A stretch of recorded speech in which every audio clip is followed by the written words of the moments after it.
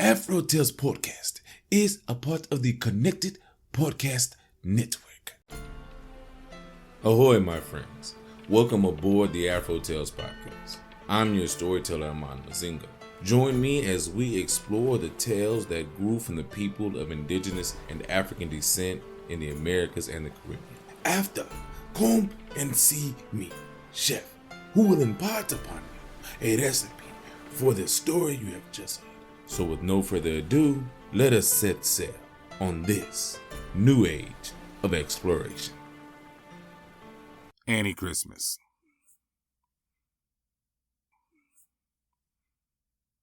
Now, you may have heard some stories about Annie Christmas before, but you ain't never heard it told like this here. I'm gonna tell you about good old Annie Christmas, the keelboat queen, as I like to call her. Anyway, let me go ahead and tell you. You see, when Annie Christmas wasn't working, she divided her time between fighting and gambling. That was how she won a keelboat. She would run the large, flat-bottom boat carrying cotton, sugar, lumber, and passengers down and up the river. This was unusual because only Annie was strong enough to pull and haul a keelboat upstream against the current. For all other flat boats, the trip downriver to New Orleans was a one-way journey. When keelboats and broadhorns, auks, and rafts reached the mouth of the Mississippi, they were broken up and sold for lumber. But not Annie's boat, which she christened Big River's Daughter, because both the boat and herself were true children of the Mississippi. She sometimes dressed in man's clothes, but always wore a string of freshwater pearls, to which she added one pearl every time she whipped a man in a fight. By the time she died, stories say, the necklace measured 30 feet. When pressed, she could beat a dozen men at a time. She's reported to have told even the ring-tailed Aurora, Mike Fink, to stay up the upper Mississippi and not overstep himself by taking business on the lower part of the river, her territory. If he did, she said, I'll whip him and send him home lashed to his own keelboat. Well, a widow, she had 12 sons, all born on the same day of the year. Each was ebony-skinned as herself, handsome and 7 feet tall. There were countless stories told about Annie up and down Mississippi, from New Orleans to Natchez. Folks tell of the time the river got so high one winter that it threatened to flood the lowlands for miles about. Annie grew so impatient with the slow work of the men trying to build the barricade against the floodwaters that she raised the levee all herself. One day, Annie had said to herself, Lord, I'm getting on in years. I gotta take things a bit easy. So, she dressed herself in a red satin dress with matching red plumes in her hair. She invited a number of her lady friends to sail with her on a pleasure cruise up the Mississippi. But each time she docked, one of her friends found herself a boat and stayed on in the river town. By the time she reached Red River Landing, Annie found herself poling the keelboat alone, when she spotted a magnificent steamboat, the Natchez Belle. Getting ready to set sail, she decided to book passage and return to New Orleans on board the Side Wheeler. Because she had spent most of her money, she thought she would have to go as a standee, a deck passenger, and stand and sit and sleep on deck with only cotton bales and cargo as furniture. But she got to gambling with some of the dock workers and won honestly and handsomely from them. So she changed her plans, because now she could afford to sail like a grand lady aboard this floating palace. She tied a keelboat to the stern of the paddle wheeler and reserved herself the finest stateroom, one with velvet curtains, Turkish carpets, gilded looking glass.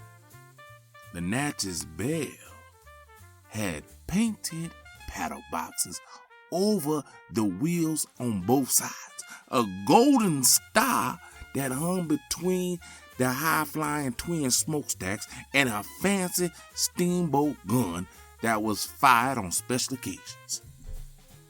But as grand as the ship was, her captain was a small-minded man. He disliked people for the fact that they weren't men like himself, so they say.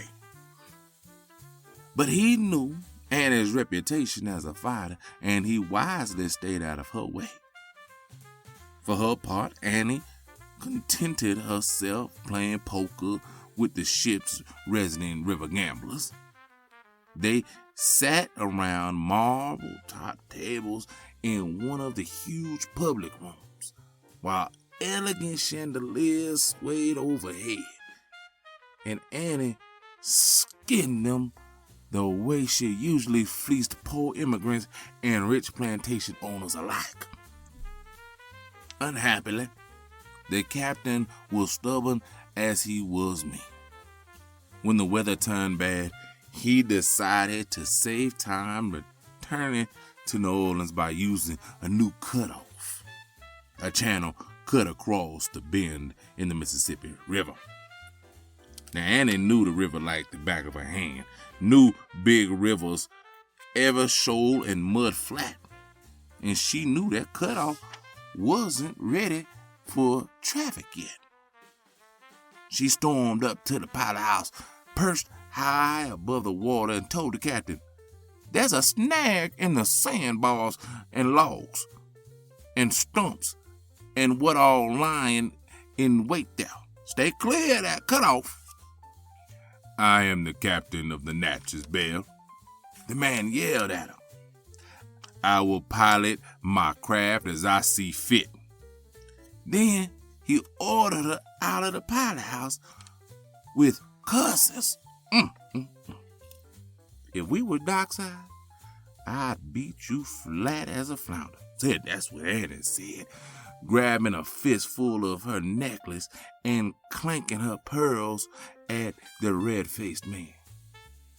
"But I ain't gonna risk the lives of your passengers any more than you already have."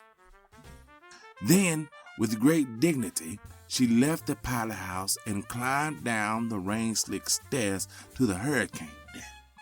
There she found her fellow passengers, men and women alike, hanging over the rail, shielding their eyes against the driving wind and rain, and anxiously watching the swirling, churning river. Big River was serving up big trouble, and the water was yellow with mud. Worse, it was filled with tree stumps and limbs that bobbed and vanished, then thrust up like the claws of some water devil to scrape the side of the steamboat or try to rip open her hull. With a terrible crunch, the Natchez Belle ran aground on the sandbar.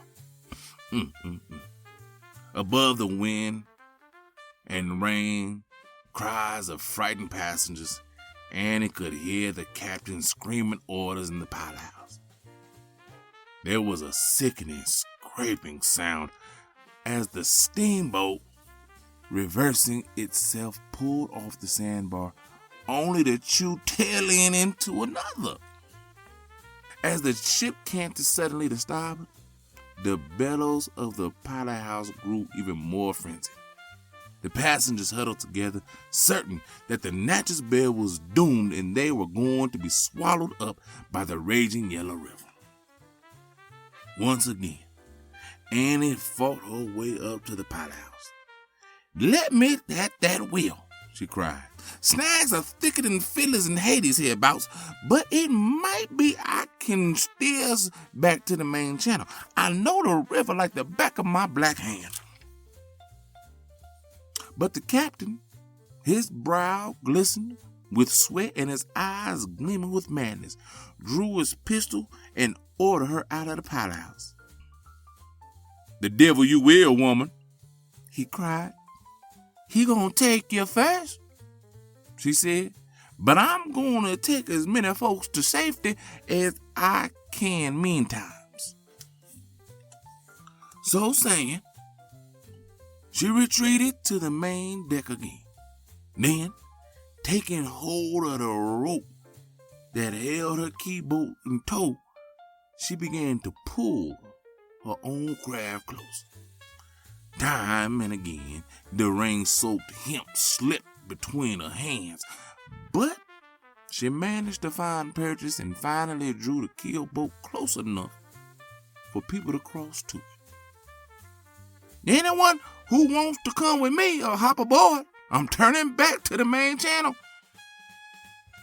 At first, the passengers hesitated. Then one man and woman clambered onto Big River's daughter. Quickly, the others followed. Soon, the keelboat was riding dangerously low in the water. "Come on!" and it called to the Natchez Belle crew, but they held back out of fear of the captain's anger and pistol. "I can't wait no longer," she cried. Then she jumped onto the keelboat and cast off the tow rope. Poling herself and assisted by some of the other men and women, she turned that smaller craft around and began fighting her way back to the main river channel. Behind her, that straining Natchez Belle lurched free from the imprisoning sandbar to hurtle forward onto another studded with tree limbs and other debris. In a trice, the steamboat hull was broken up and flooded with the boiling yellow water. The river boat spun around once on top of the waves as though it had escaped the hungry river. Twice, then it was already half swallowed by the torrent. Thrice, but there was nothing but the twin black funnels that opened like flowers at the top, then disappearing beneath the water. "Now pull like your lives depend on it, 'cause they do," Anna ordered. Together, they reached the safety of the main channel. At that moment, the storm eased, the river calmed, and the passengers hugged Annie for saving their lives. She turned as red as her satin dress at all this outpouring of goodwill, which I don't know how, as ebony as she was. "Wasn't more than anyone with a lick of sense and an ounce of spunk would have done," she said, then cried, "This boat's going too slow. I got to do something." While the others watched, she tied the tow rope around her waist and jumped onto the shore. Then she began pulling that keelboat, running in long, lopping strides. The boat leaped forward so suddenly that the passengers had to hang on for dear life. Then they were fairly flying over the surface of the water while Annie, in her red satin skirt and red hair plumes, hauled them along like some strange bird of passage. They reached New Orleans in record time, and the story of Annie's boat pulling soon became another riverside legend. But Annie's greatest feat had overtaxed her heart. She took to her bed soon afterward and called her sons to her side. They stood weeping, 6 to a side, while she told them how she wanted to be buried. Then bid each goodbye with a kiss. Soon after this, she died. On the next evening, when no moon was shining, her body was placed in a coal black coffin and driven to the wharf in a coal black hearse, drawn by 6 coal black horses. Her sons, dressed in elegant mourning suits, marched 6 and 6 beside her. When they reached the riverfront near French Quarter, Annie's coffin was placed on a coal black barge. Together, Annie's sons launched the barge downriver and out to sea, keeping watch until the vessel and the coffin it carried had vanished forever into the night. And that's what happened to old Annie Christmas. The end.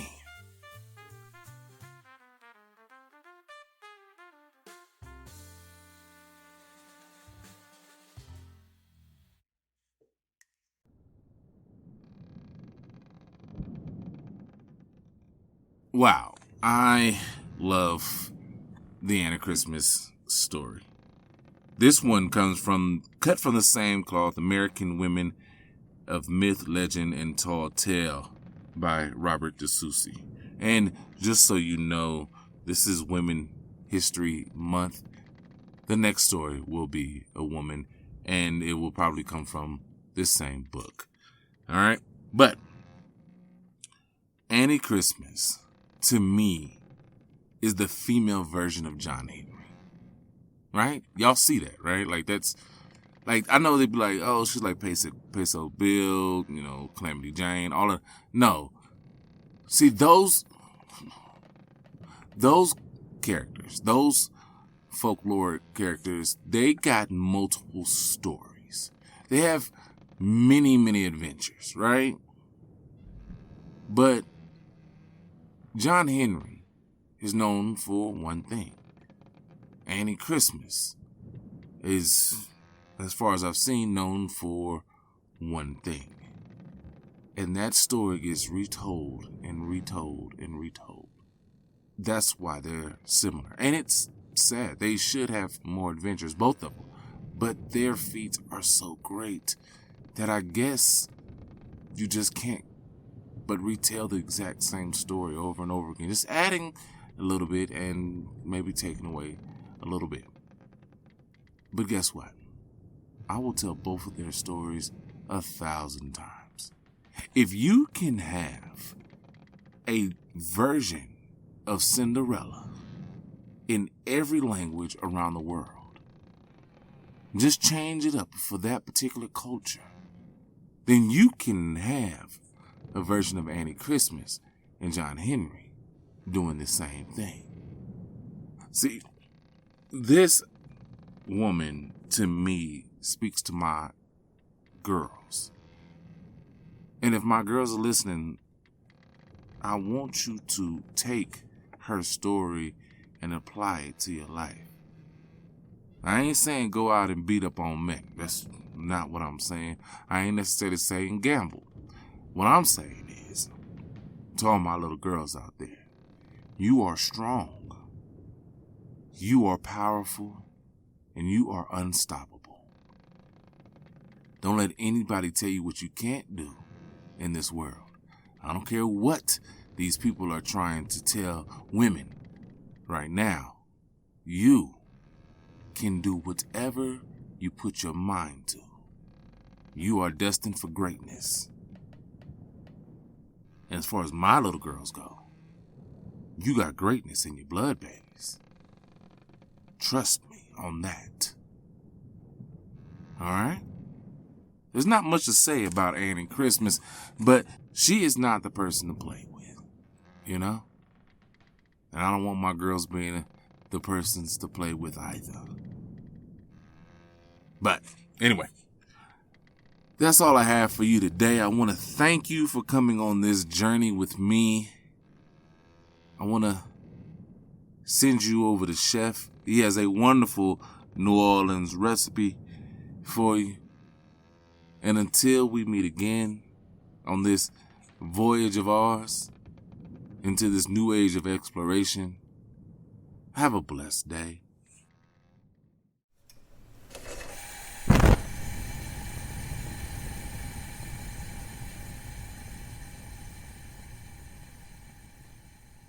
Welcome, my friends, to the galley. I am your chef, and today we have a wonderful recipe inspired by the story you have just heard. Today, we will be creating bananas Foster. Now, what do we need for this delectable recipe? 4 ripe medium bananas, peeled. 8 tablespoons of unsalted butter. 1 cup of light brown sugar, packed. 1 teaspoon of ground cinnamon. 1/4 cup of banana liqueur. 1/4 cup of dark rum. Vanilla ice cream for serving. Now, how do we put this together? Easy. First, quarter the bananas by cutting them in 1/2 ounce lengthwise. Then, ounce again crosswise. In a large skillet, over medium-high heat, combine the butter, brown sugar, and cinnamon and cook, whisking frequently until the butter is melted and the sugar is fully incorporated. 4 to 6 minutes should do. Now, add the banana liqueur and bananas and cook, stirring gently until the bananas are softened and slightly caramelized. 4 to 6 minutes more should do. Now you can add the rum. Then carefully, I say carefully, light with a long match or lighter to flambe, shaking gently until the flames die down. Divide the bananas and their sauce among individual bowls and serve hot with vanilla ice cream. And that is it, my friends. Now, go make this recipe yours. And until I have another wonderful recipe for you, remember the adventures of Miss Annie Christmas. And until the next time, my friends, as always, enjoy.